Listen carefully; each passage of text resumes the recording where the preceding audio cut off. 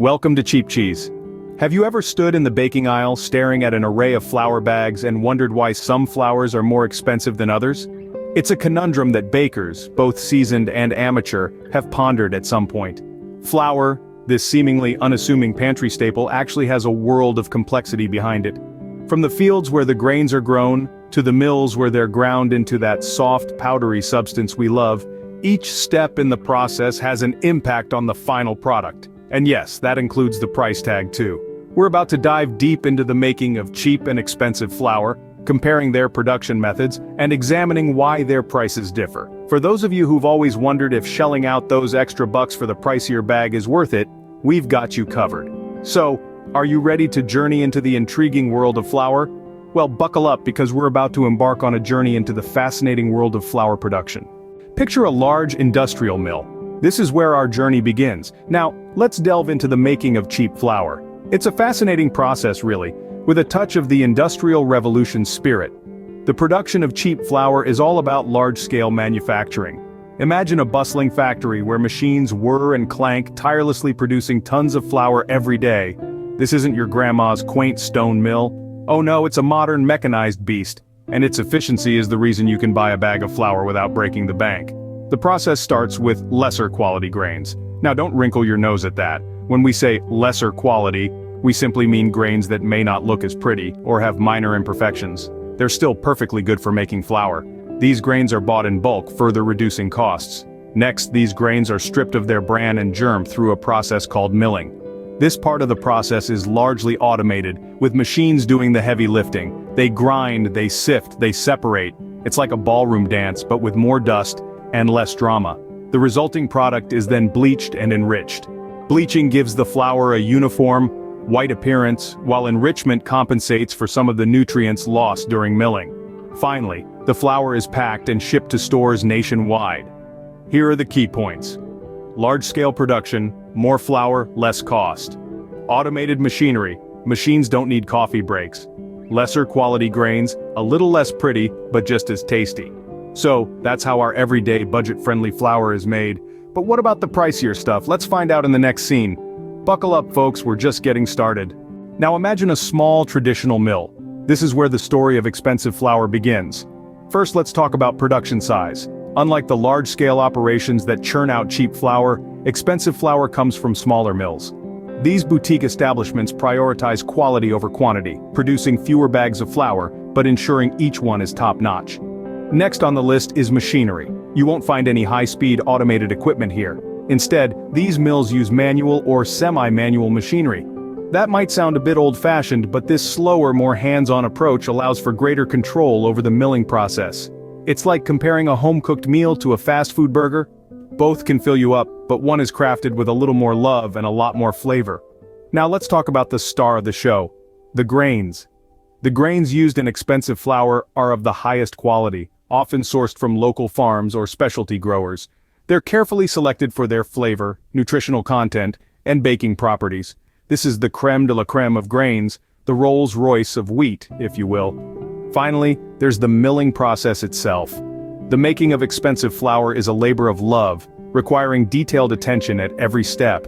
The grains are gently milled to preserve their natural oils, flavors, and nutrients. It's a delicate dance, a ballet of milling if you will. It takes time, patience, and a keen eye to get it just right.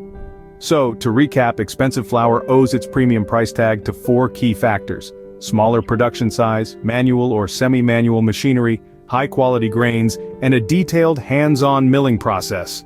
It's the difference between a factory-produced poster and a hand-painted masterpiece. Both can brighten up a room, but one is a work of art. And that, my friends, is the tale of how the luxury flour is made. But why the price difference? So, why does a bag of flour from a small mill cost more than one from a large-scale mill, you might ask?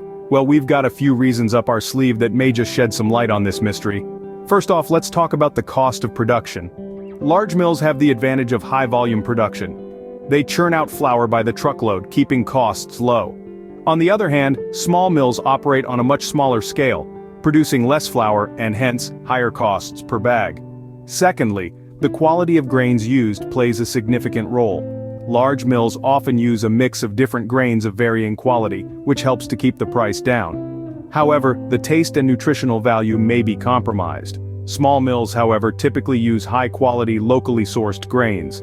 This not only boosts the flavor and nutritional profile but also the price tag. Thirdly, we can't forget about the time-intensive process. Large mills have automated systems that can process grains into flour in no time. It's all about speed and efficiency. In contrast, small mills often use traditional methods which are more time-consuming but are believed to retain more nutrients and flavor. This artisan approach takes more time and effort, hence a higher price. But let's not forget about the hidden cost, the environmental impact. Large mills with their high-volume production typically have a larger carbon footprint than small mills. So while you might be saving a few bucks at the store, the planet may be paying the price.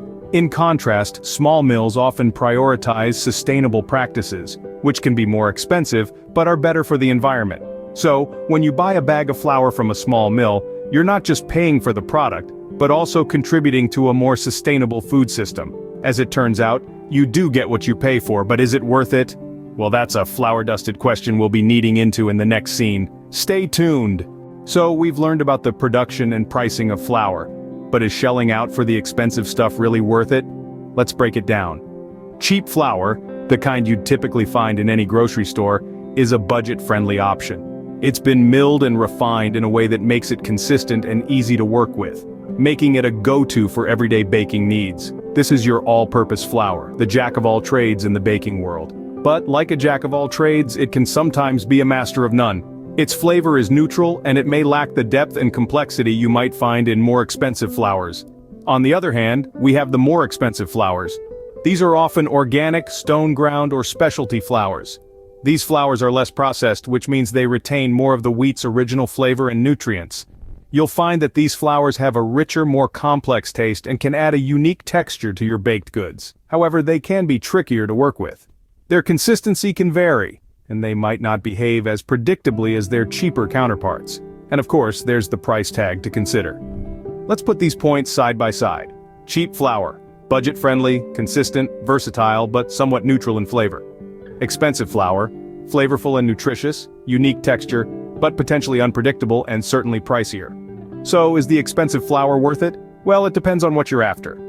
If you're an everyday baker who wants a reliable and economical choice, cheap flour could be your best bet.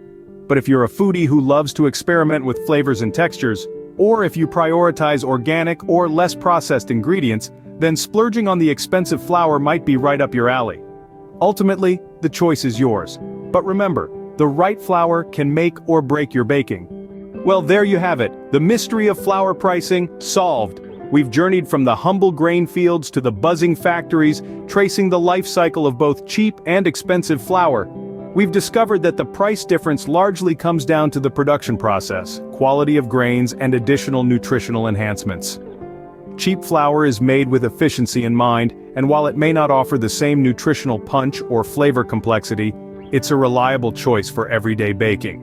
On the other hand, expensive flour, often stone-ground and made from premium grains, offers a richer taste and texture, making it the preferred choice for those special baking projects. Remember, the choice between the two ultimately depends on your baking needs and budget. There's no right or wrong answer here, just a world of delicious possibilities. So go ahead, experiment. And don't forget, hit that subscribe button for more interesting facts and insights. Until next time, happy baking!